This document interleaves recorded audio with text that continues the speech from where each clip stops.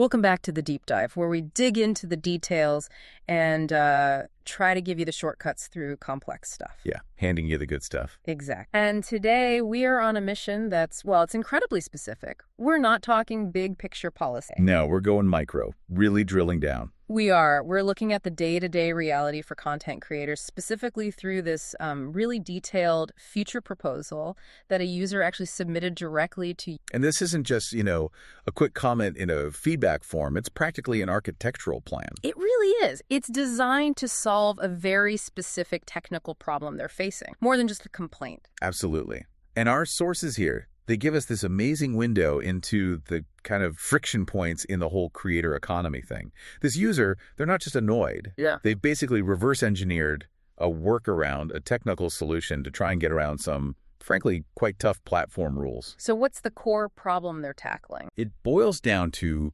managing huge video file, video weight. How do you handle these massive files after you've recorded them? And crucially, how do you do that without triggering penalties from YouTube? Penalties for managing your own files? That sounds odd. It does, but it's real. We're talking about penalties for doing things like high volume uploads or even downloading your own stuff too much. It seems YouTube's system can flag that. Which is fascinating, right? Because it kind of forces YouTube to confront maybe some unintended consequences of their own rules. So, okay, our mission today is pretty clear. Yeah, let's map it out. We need to unpack this proposed video weight reduction service. What exactly is it? Then we need to understand the pain point, the economic destruction, as our notes say, caused by these current penalties. Right.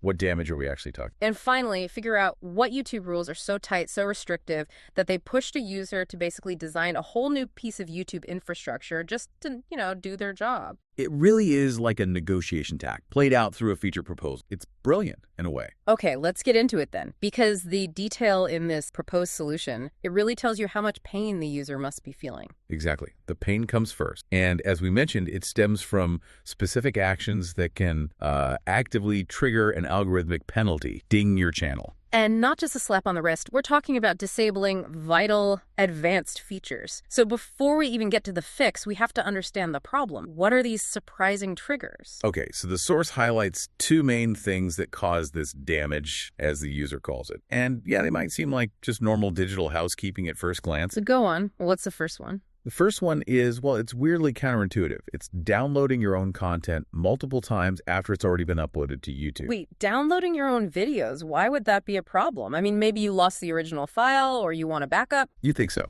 But the users specifically says if you upload a video and then after a period of time you download them several times, bang, that sets off alarm bells for the platform. But why? Okay, I get maybe it uses bandwidth, but a panic. What's YouTube worried about there? Piracy, that's almost certainly part of it. From YouTube's perspective, think about it. Someone repeatedly pulling down the same video, especially after some time has passed? Okay. That pattern could look like someone trying to grab the content to re-upload it somewhere else, illegally. Or maybe trying to circumvent geo restrictions or something. It fits a profile of suspicious activity. So it's like a security system that's maybe a bit too sensitive, catching legitimate users in its net? Possibly. It's a broad stroke. And there's another angle, resource exploit. Downloading huge files, especially high-res ones, again and again. That takes server power, bandwidth. Okay. If someone set up a script to just hammer the download button on hundreds of videos, maybe to analyze them or overload the system, it could resemble a kind of low-level denial of service attack. It strains the infrastructure. Right. Especially when combined with the second trigger, which sounds a bit more like a direct reissue. Yeah, the second trigger is uploading too many videos at once. Okay, that one feels more intuitive, like flooding the system. It is. It's about managing the massive processing load. When a creator tries to upload, say, 30 videos, simultaneously maybe a whole batch of content. Which professionals might do, right? Batching workflow. Exactly. That demands huge amounts of immediate computing power for encoding, running quality check, content ID scans, everything. It can potentially destabilize the upload system for everyone else. So YouTube throttles it or flags it to protect overall stability. Makes sense. But let's circle back to the creator's motivation. Why are they downloading their own video after uploading? If they have the original huge file, why grab the YouTube version? Now we're getting to the heart of it. It's almost certainly about optimization. Video weight reduction, as the user puts it. Think about the original file from their camera. You might might be enormous, maybe 50 gig, minimally compressed 4K footage. When you upload that to YouTube, the platform runs it through its own super efficient compression. Right, to make it streamable. Exactly. Those algorithms are optimized like crazy for streaming delivery. So when the creator downloads that YouTube processed version back, it's way smaller, even if the quality is slightly... Precisely. It's significantly smaller, perfectly optimized, and maybe ideal for quickly uploading clips to social media or for creating a much more space-efficient archive copy. They're effectively using YouTube as a free, high-powered compression. Okay, I see the workflow now. It's smart, but I also see why YouTube systems might flag both ends of it, the bulk upload and the multiple downloads. And that's the crux. They have a legitimate need, file optimization, but the methods they're using trigger these automated security or resource flags, and that leads to the penalty. Let's talk about that penalty. The user says damage where advanced features are disabled. How bad is that? What are advanced? This isn't trivial.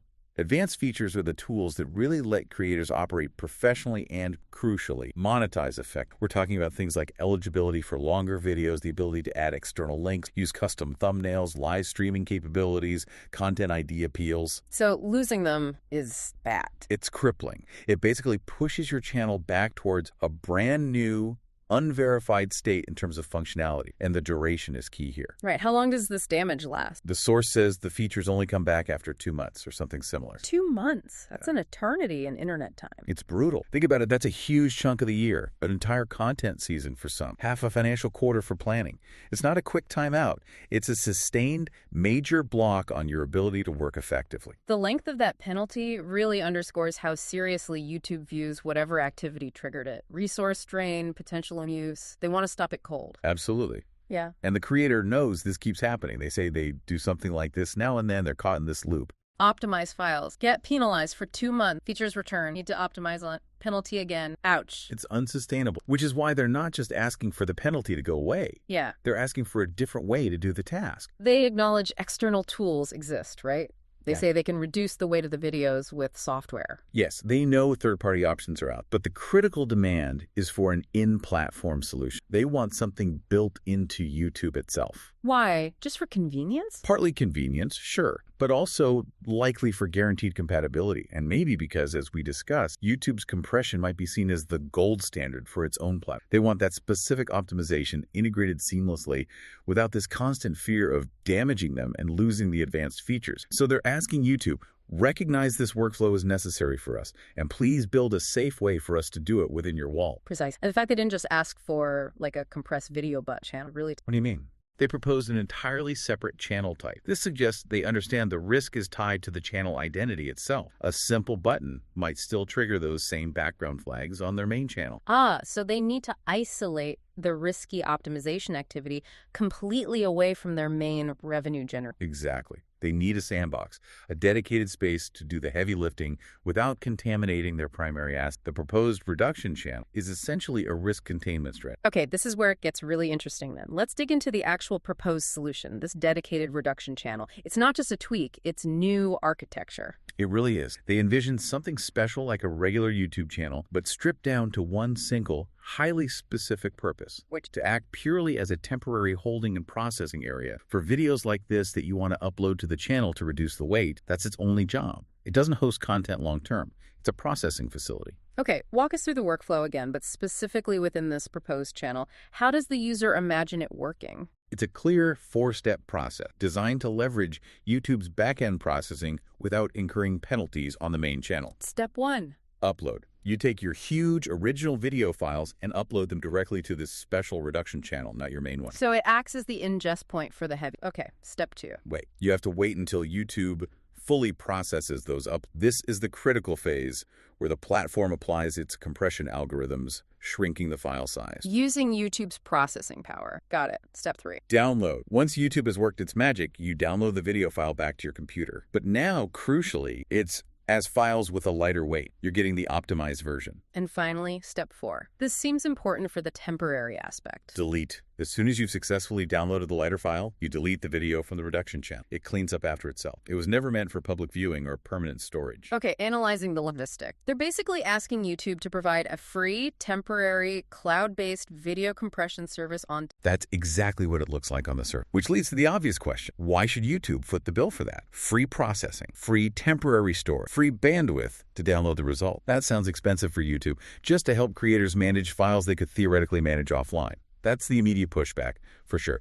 It sounds like asking for a free lunch, but let's play devil's advocate from YouTube's potential perspective. Okay. Right now, when the creator gets penalized, what happens? They probably stop uploading as much or the channel becomes less effective. YouTube loses out on that content flow, the engagement, the ad revenue potential for 2 months. True, there's an opportunity cost to the penalty. Exactly. Now, if this reduction channel exists, 2 potential benefits for YouTube. First, the creator's main channel stays active, healthy, and generating revenue because it never gets penalized. Consistent content flow. Okay, that's a plus for YouTube. In fact, think about long-term storage. If the creator uses this tool, downloads the smaller optimized file, and then uploads that lighter file to their main channel for permanent hosting.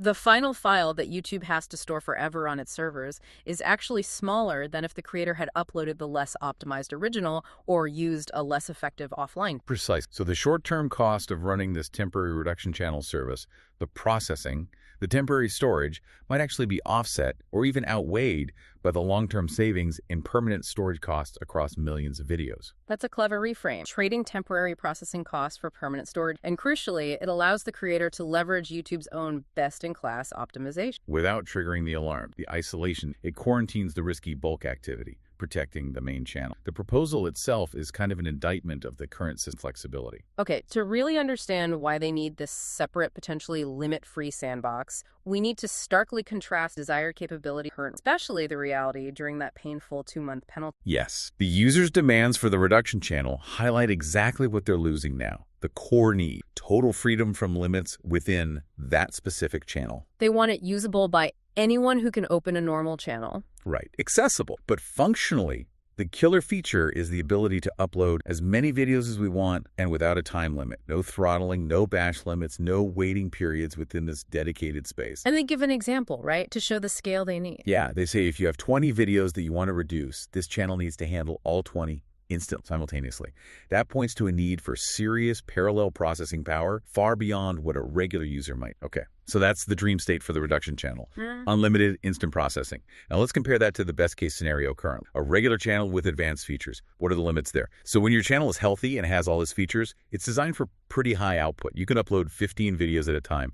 15. Okay, that's a decent batch. And critically, the length limit per video is very generous, up to 12 hours. 12 hours. Okay, that covers pretty much any content format. Long streams, courses, documentaries. Exactly. It's built to accommodate professional workflow, allowing for both volume and long-form content. That's the state the creator is desperately trying to avoid losing. Right, because the moment they trigger that penalty, the moment the advanced features things get up. Let's spend some real time on the grim reality of a regular channel without advanced. This is the 2-month penalty box. It's a night and day difference, and it hits immediately. First, the upload volume gets slashed. Yeah. From 15 videos at a time, it drops to just 10 videos at a time. Okay, a 33% cut. Annoying, but maybe manageable for some. Perhaps. But the killer blow is the length restrict. That generous 12-hour limit, it plummets. To what? Down to a maximum of 15 minutes per video. Oh, from 12 hours to 15 minutes. That's not a restriction. That's an elimination of entire content type. Absolutely. Think about it. Gamers uploading full-stream VODs. Impossible. Educational channels with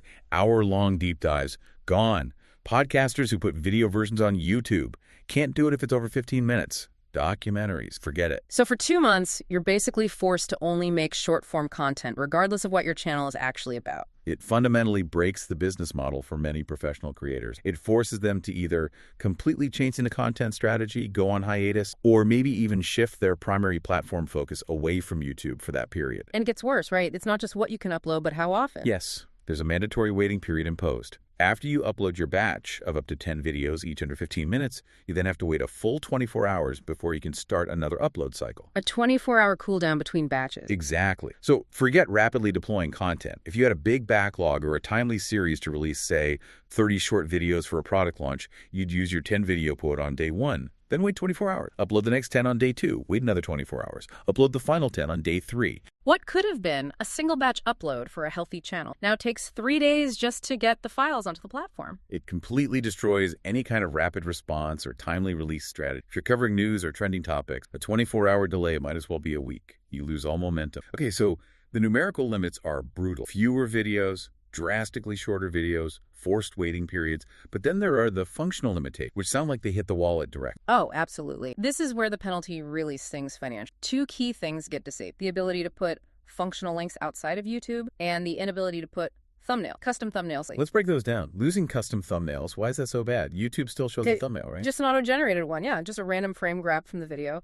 But the custom thumbnail, that's arguably the single most important piece of mark for a video. More important than the title. Often, yes. It's the visual hook. It's what grabs the eye in a crowded feed or search results page. A great custom-designed thumbnail can massively boost your click-through rate, CTR. How much of a boost are we talking? Studies vary, but it's not uncommon to see increases of 30%, 50%, sometimes even more compared to a bland, auto-generated thumbnail. Without that ability, your videos instantly look less professional, less appealing, and it hurts your branding. Pros use consistent styles, fonts, colors in their thumbnail. Losing that means your channel's visual identity just vanishes for 2 months. Your videos blend in, look generic, maybe even amateurish. Fewer clicks mean fewer views, less watch time, less ad revenue. It's a direct hit. Okay, so losing thumbnails hurts visibility and branding. What about losing functional external links? That sounds even more directly tied to revenue. It is. This is often the most damaging part financially. Advanced features allow creators to put clickable links in video descriptions, pinned comments, end screens, info cards, links that lead off YouTube. To where? What kind of links are crucial? Think about all the ways creators make money besides YouTube ads. Merchandise. Links to their Teespring, Shopify, or custom merch stores, gone. Sales dry up. Patreon or membership. Links encouraging fans to support them directly for perks, gone. New signups plummet. Affiliate marketing. Links to products they review or recommend on Amazon, etc., gone. Affiliate income stops cold. Right. Their own websites, courses, or services, gone. Growing other platforms. Links to their Twitter, Instagram, Discord, newsletter sign up, gone. Stifles cross-platform growth. For 2 months, all those external revenue streams and growth funnels are just switched off. So putting it all together, the reason this user proposed a whole new channel architecture is because the alternative, losing advanced features, is catastrophic. It's not just an inconvenience. It's potentially a business killer. Exactly. The 15-minute limit kills content type. The 24-hour wait kills deployment speed. And losing thumbnails and external links kills visibility and revenue. The creator is effectively saying, my need to optimize files is essential, but the current penalty for doing it efficiently is disproportionately destructive to my livelihood. It makes the proposal seem less like a demand for a free tool and more like a desperate plea for a viable work. But I still wonder, if their needs are this professional high vol, why not do cloud encoding? Why insist provided? It probably comes back to, 1, per quality. They might feel that using an external tool might result in a file that doesn't perform quite as well on the platform. Okay, the native upgrade. Right. And 2, .com. Those professional cloud, and they can get expensive, especially for the kind of bulk process. YouTube is, for all in current, they're already want a sanctioned way to act process out. They value the output quality and the lack of direct cost highly enough to or in this case, propose a new channel. Okay, so detailed, technically specific proposal lands on Meta. How did the platform respond? Well, importantly, they did respond. It wasn't ignored. The response came via X, formerly Twitter. And what did they say? Was it a yes, a no, a maybe? It was corporate polite. The direct quote from the source: while we don't have that option available yet, we're all ears if this is something you'd like to. We're all ears. The classic non-committal positive no. What can we realistically read into that? Well, it's not a no. It suggests the core problem, managing file weight, dealing with bulk uploads, the pain of losing features is something they are aware of. It resonated enough not to be dismissed out of hand. So they acknowledge the symptom. They acknowledge the request addresses the symptom, yes. Saying we're all ears validates that the user's need is recognized as a potential area for future development, but it absolutely does not commit them to building this specific solution or any solution on any timeline. It keeps the door open, encourages feedback, promise. And speaking of feedback, didn't they ask the user to submit feedback formally, even though they just received detail directly? Yes, that's the slightly ironic part the user noted. The reply included a standard link to YouTube's official feedback portal, even with the detailed plan right there in the thread tagged for them to see. It still has to go through the official channel. Bureaucracy and act. Pretty much. It has to get logged, categorized, probably assessed against thousands of other feature requests and bug reports. It highlights how difficult it can be for even a well-thought-out user-generated idea to cut through the noise in the internal process. So given this vague all ears response, the user is left wondering, what does the user themselves think might happen? They're hopeful but realistic. The source says, I don't know if they'll do something like this, when, what it'll look like, or how long it'll last. It's pure speculation on their part. What if YouTube was genuinely considering something like this? What would the implications be? What would it signal? Well, fundamentally, it would be a validation of the core problem. It would mean YouTube acknowledges that creators do have a legitimate need for better file weight management tools integrated with the platform, and that the current penalties for certain workflows are perhaps broad. It would acknowledge the pain point. Exactly. And implementing something, anything, in this area would theoretically help creators maintain that rapid workflow, avoid the 2-month penalty box, and content flowing. The user's final sentiment sums it up. They just hope it works out for them if they develop this thing, shows press. Okay, let's pick it to the challenge. Because this proposal, while clever, sounds like it could open up a huge can of worms, safety and abuse, which brings us towards our final thought. Absolutely. This is the user wants a channel with base upload as many videos as we want. That sounds potentially chaotic. What's the big risk? The immediate red flag. Think about it. Someone can upload, say, 50 pirated terrorist propaganda with instant reduction and potentially download the compressed versions before systems flag. Precisely. If the turnaround is too fast, if the content is deleted right after download, as the user suggests, this channel becomes a perfect, temporary, unmonitored dumping ground and processing hub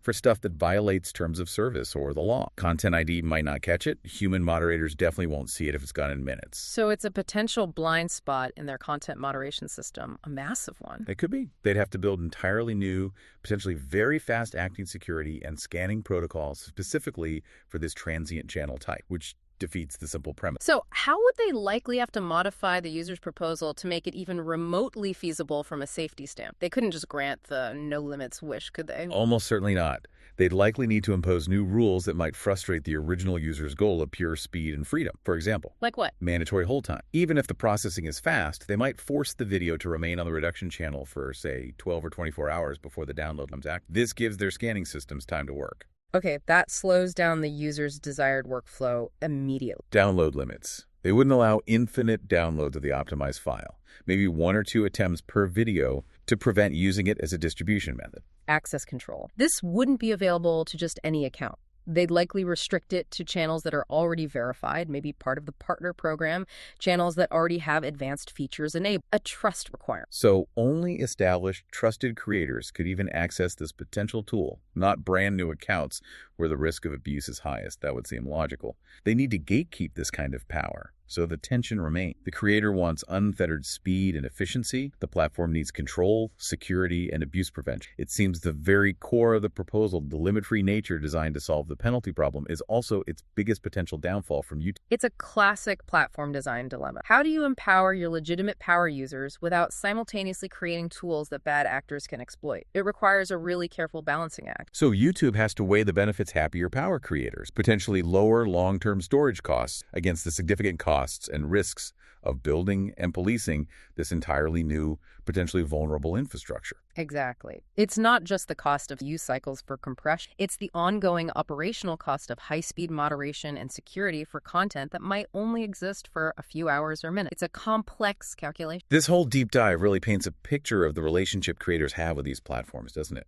They're not just passive users. They're deeply embedded, learning the rules, the loopholes, the consequences. And sometimes even designing solutions. They understand the technical parameter. The difference between 15 videos at 12 hours versus 10 videos at 15 minutes isn't just numbers. It dictates their entire workflow, their income, their ability to... It shows how platform architecture directly impacts economic survival for these creators. That's the big takeaway. Those seemingly small differences in limit, the presence or absence features like custom thumbnails, external link, they have massive downstream. They force creators into these complex workarounds, highlighting where the platform is causing friction, intentionally or not. So, to recap, we've analyzed this really unique user proposal for a dedicated video weight reduction. We saw it was born from the pain of channel damage, losing crucial advanced features for 2 months due to actions like multi-downloads or bulk. And the proposed solution was this isolated sandbox designed to leverage YouTube's own compression tech without triggering penalty. Clever of user-driven. Driven by the stark difference between the high limits of a healthy channel and the crippling restrictions imposed during that penalty period. Yeah, it's a fascinating case study in how platform limits can expert or at least very creative problem solving. They effectively tried to design a policy fix. Which brings us to that final provocative thought for you, the listener. We talked about the abuse potential of a free, limit-free channel and how YouTube might need to add controls like hold times or access restrictions. But what if they took a different approach to managing demand and deterring abuse? What are you thinking? Instead of just restricting it, what if YouTube offered this reduction channel functionality, but not for free? What if they turned it into a paid service? Like a premium tool for creators. Exactly. Maybe charge a small fee per gigabyte processed or a flat rate per video up. Would introducing a cost, even a modest one, be enough to deter casual abuse while still providing immense value to the professional creators who genuinely need this high-volume optimization and are likely willing to pay a bit for a reliable, integrated? That changes the whole equation. It moves it from being a potentially exploitable free utility to a value-added service. A paywall inherently raises the barrier to entry for spammers or abusers while potentially funding the necessary infrastructure and moderation. It could align incentives better, perhaps. The creators who need it most pay for the resource, and YouTube gets a way to offer the functionality more sustainable. Something to chew on. A very interesting angle. From policy workaround to potential premium feature, that's definitely something to think about. Indeed. Well, that wraps up our deep dive into the intricate world of YouTube video weight, channel penalties, and user-proposed solutions. Thanks for joining us. Yeah, fascinating stuff. See you next time.